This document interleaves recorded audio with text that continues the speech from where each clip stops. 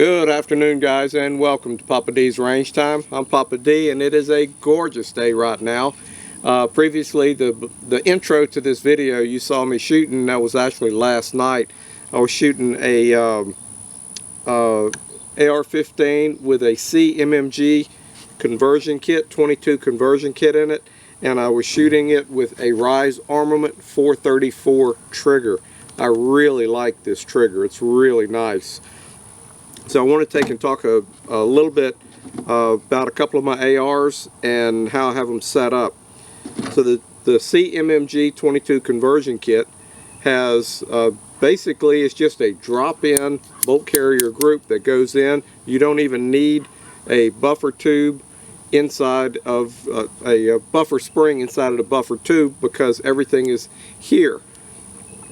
I've seen some websites that said that this will take and bounce around a little bit without a buffer spring against it. I have not found that to be the case, but there may be some different brands of lowers that give a little bit more slack. It's hard to say.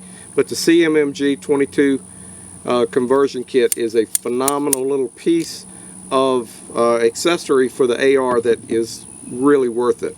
I'm running the Blackdog Machine LLC magazines. They have a load assist on them, and these have the steel feed lips, and I've had very little issues with these since I've swapped over to these and gotten away from the CMMG mags. I have 9 of the CMMG mags, and I started modifying them to tighten them up into the mag well because they had slop or slag, and they would move around, and that would change the angle of the bullet. So with these, they're 60 thousandths wider, they fit tighter, and it's been working extremely well. As far as bullets, this particular mag has the Remington Golden bullets.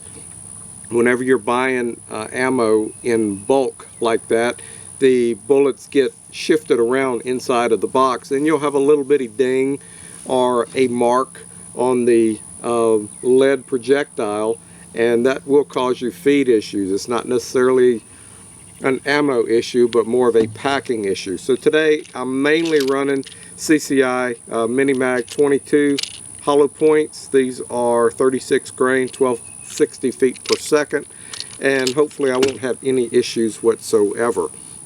I also have on this gun the Law Tactical Folding Stock Adapter, and I had envisioned something different than what it was, but it works extremely well as far as folding the stock and making the gun a little bit more compact. If I had this as a short barrel rifle with a short barrel on it, I could definitely see this going into a backpack without a problem. But with a 16-inch upper on it, it doesn't serve that purpose. On the Law Tactical Folding Stock Adapter, you have this plug or adapter that has to go on the end of the BCG in order to compensate for the length of the folding stock adapter, which means whenever you put the AR together, the upper to the lower, you're either you have to pop both pins out and take it out with both pins out. Not a big deal, but it's just something, an extra step that you just have to be aware of. Again, the Law Tactical Folding Stock Adapter. I like it, but it doesn't do exactly what I want it to do. So today I am about 60-65 yards from a bunch of knockover plates. I've got 3 mags loaded with the CCI Mini Mags, and this one's loaded with the leftover Remington Golden bullets from the previous video shooting last night. So I'm going to take and get a second camera set up. On my other AR, so I've got this particular gun set up, trying to take and get it as light as possible with a minimal buttstock on it. With a 223, you really don't need much of a buttstock. Whereas on this gun here, I've got the Magpul PRS Precision Rifle stock on it. I really like this because you can dial in everything on it in order to get it perfect for you. It does take a smooth round buffer tube, a little different than the carbine, but they're readily available everywhere. The disadvantage to the PRS, Magpul PRS, is it adds weight to the gun. Whenever I was doing 3-gun, I went for as light as possible, so that because you're running with the gun and you're trying to take and reduce weight any way you can. That's really about it. I'm going to take it, get geared up, set the second camera up, and we're going to take and knock over some plates. I don't know if you can see them or not, but I've got some green rounds, some white rounds, some bowling pins. I've got some static plates that I'll be just unloading mags on. I am doing bench rest today. My left shoulder is acting up on me and I can't support the gun correctly.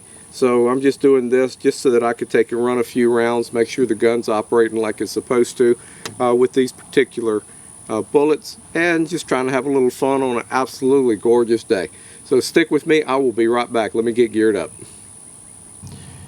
Alright guys, I'm back. First run of the day. CMMG 22 conversion, AR15s, Law Tactical folding stock adapter, and a Rise Armament 434 trigger, and Blackdog Machine LLC mags with steel feed lips. Let's see if we can knock over some plates.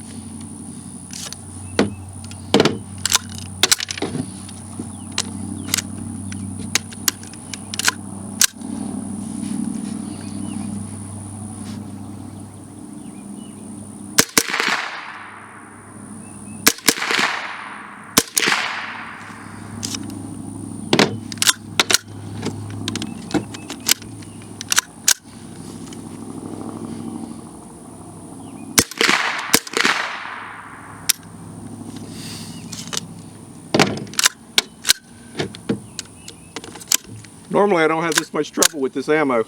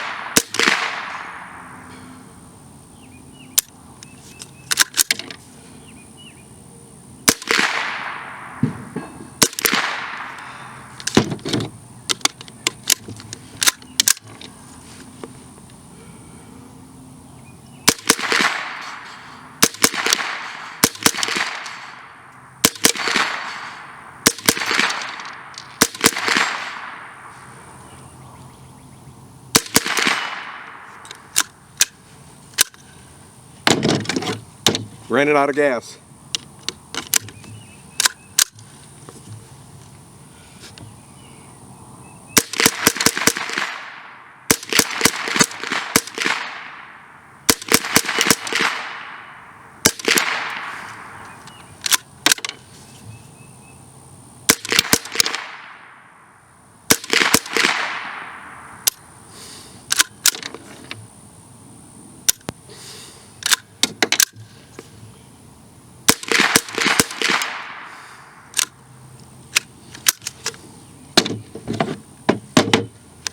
See these golden bullets, might as well burn out the last of it.